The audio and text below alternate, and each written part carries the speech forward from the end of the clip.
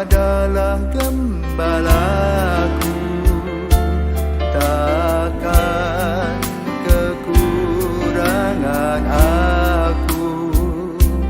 Ia membaringkan aku di padang berumput hijau. Shalom, salam jumpa lagi dalam Sabda Siap Saji, hari Selasa, 14 Februari 2023, peringatan Santo Sirilus, Rahib dan Methodius sebagai uskup. Marilah kita bersatu dalam doa, dalam nama Bapa dan Putra dan Roh Kudus. Amin. Allah Bapa umat manusia, bangsa-bangsa Slavia telah Kau panggil kepada terang iman sejati dengan pewartaan dua orang bersaudara, Santo Sirilus dan Santo Methodius. Bukalah hati kami juga bagi sabdamu, supaya kami memahami ajaranmu, menjadi umat yang rukun bersatu dan sehati mengakui iman yang besar. Dengan pengantaran Kristus Tuhan kami. Amin.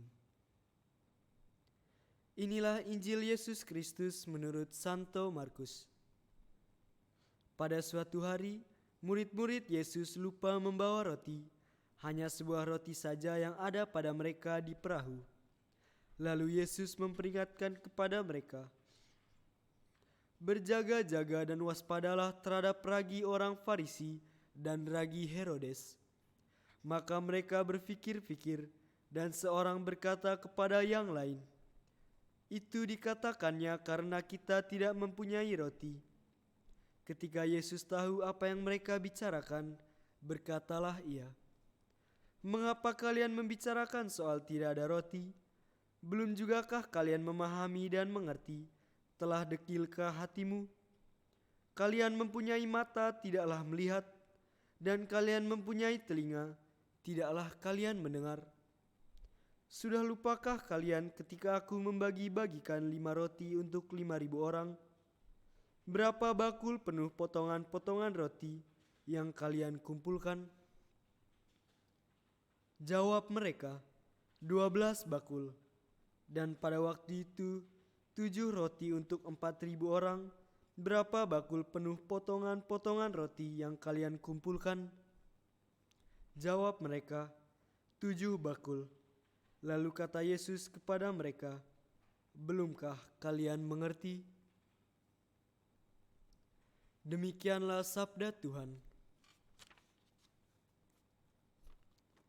Saudara-saudari yang terkasih dalam Kristus, pada hari ini, pada hari Valentine ini, gereja memperingati peringatan Santo Sirilus, Rahib dan Methodius. Sirilus terlahir dengan nama Konstantinus pada tahun 827 di Tesalonika, Yunani.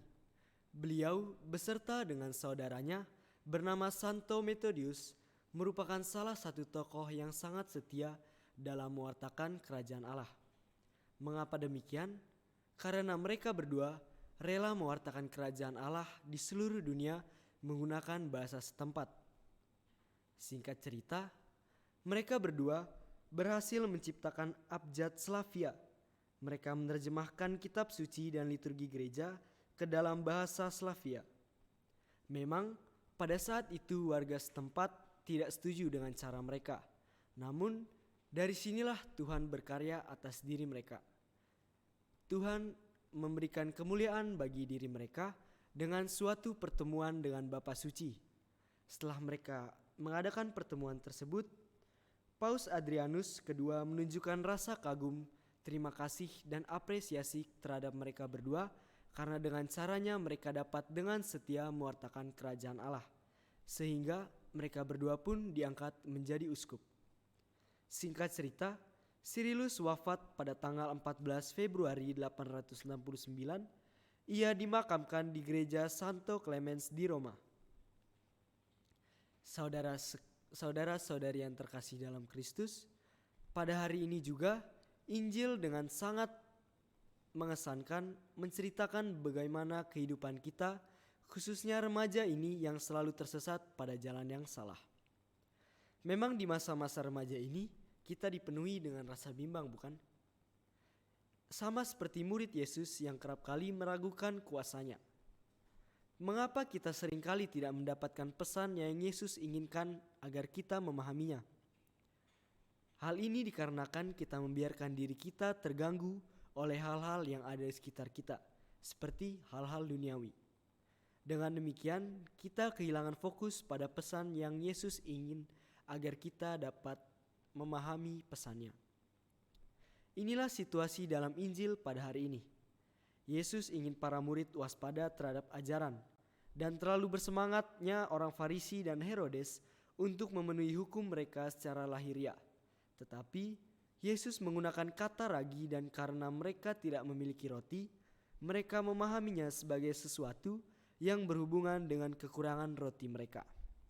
Inilah masalahnya. Inilah yang terjadi ketika kita memiliki iman yang dangkal. Ketika kita membiarkan diri kita terganggu oleh keasikan duniawi kita tidak bisa mendapatkan apa yang Yesus ingin kita pahami. Jadi, kita tersesat di hutan duniawi yang didominasi oleh materialisme, tipu daya, kesombongan, keserakahan, nafsu, dan sejenisnya. Itulah masalah yang sering terjadi terhadap kita semua sebagai kaum remaja. Maka dari itu, pesan yang ingin Injil sampaikan kepada kita semua agar kita mencoba membusatkan perhatian kita kepada Yesus. Cobalah kita setia kepadanya dan abaikan segala godaan duniawi. Karena itu, hal ini dapat menghasilkan persahabatan antara kita semua yang lebih dalam dengan Yesus Kristus. Dan kita pasti akan memahami pesan yang ingin disampaikan Yesus kepada diri kita. Sekian, selamat Hari Valentine. Tuhan Yesus memberkati.